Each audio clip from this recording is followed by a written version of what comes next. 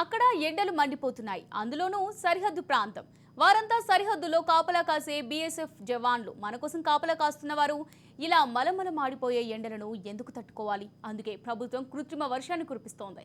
అంటే water fountain ఏర్పాటు చేసి వారి ఇళ్ల మీద నీటి తుంపర్లను చల్లి కూలింగ్ చేస్తోంది.